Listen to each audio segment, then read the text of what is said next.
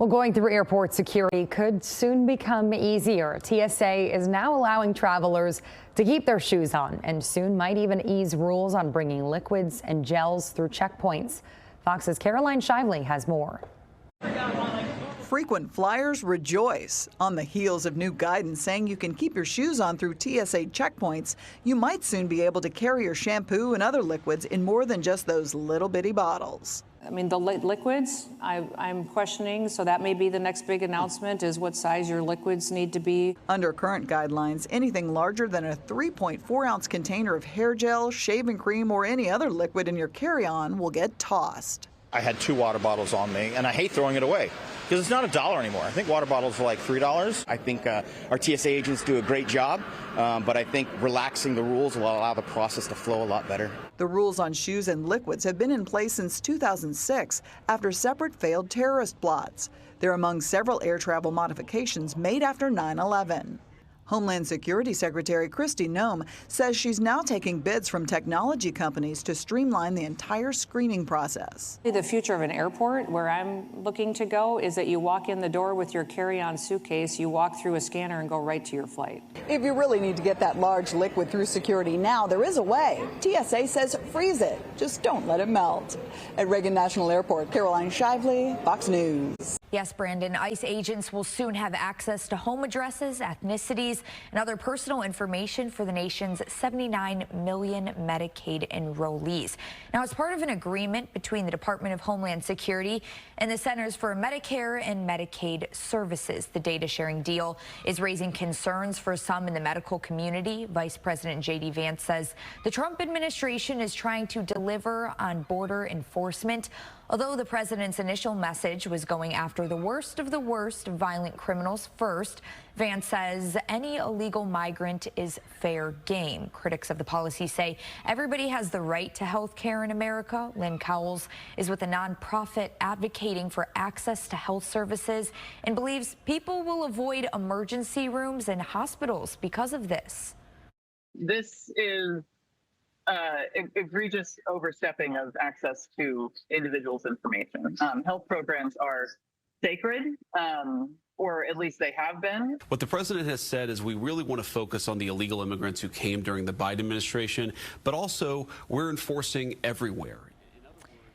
Cowell says federal dollars aren't allocated for people in the U.S. illegally, but undocumented citizens who receive emergency care at a public hospital and can't pay for it are put into the Medicaid system. Now, late August, Governor Abbott signed an order directing the State Health Commission to collect the immigration status of patients who receive emergency care at public hospitals. Data from the state shows that between December and February, that adds up to more than 79,000 patients, totaling to over $329 million. The policy is already facing legal challenges in California, and a hearing to stop the information sharing is set for next month. Reporting, I'm Peyton May for Good Day. Yeah, good morning, guys. As you mentioned, that company that owns the bus, Transportes Guerra, is based here in Fort Worth, right behind me. And the bus that was involved in this deadly crash, they were traveling to Mexico Thursday. Now, police say that the crash happened on I-35 south near Palo Alto Road on the south side of San Antonio. A stolen Camaro was speeding in the southbound lanes and ran into a small bus with a trailer. The bus crashed into a concrete barrier on the highway. 4 people died and more than a dozen others were left injured. The victims range in age from children to senior citizens. The San Antonio police chief says 4 people ran from the scene. One of them was armed with an AK rifle. Police searched the area but did not find the suspects. Now, the company is asking anyone who believes that their relative was involved in this crash to contact them, and we will have their information as well as their phone number on our website at fox4news.com. For Good Day, I'm TCM Muzinga. The former Millsap ISD superintendent and 3 other educators were indicted by a Parker County grand jury. The 4 are accused of failing to report abuse. The case involves an incident in a special needs classroom at the elementary school in February. But tonight, the mother of one of those victims doesn't understand why some of the educators are being charged. Fox 4's David Centeno has been following the story for months. David. Yeah, Steve and Heather, some of those indictments that were handed down today went to a few educators who people were not necessarily expecting to be charged. Of course, by now, you've probably seen that video showing Millsap ISD educators Jennifer Dale and Paxton Bean allegedly swatting at a 10-year-old autistic child, Alex Cornelius, and hitting him with a toy. Both were charged with misdemeanor official oppression in this case, and then Superintendent Edie Martin charged with felony failure to report or intent to conceal. Today, a Parker County grand jury chose to indict Martin on a lesser charge, misdemeanor failure to report child abuse, while also serving the same indictments to 3 additional educators, Jamie Riggs, Jeannie Batorf, and Shannon Kraus. All 3 worked inside the special needs classroom. One even recorded the whistleblower video given to the child's mother. The child's mother believes these 3 raised concerns to school officials about the abuse. One, Jamie Riggs, even spoke at a school board meeting claiming her plea fell upon deaf ears. Prosecutors, however, say they did not report to CPS, law enforcement, or the Texas Education Agency, and with that information, a grand jury chose to indict them with misdemeanors.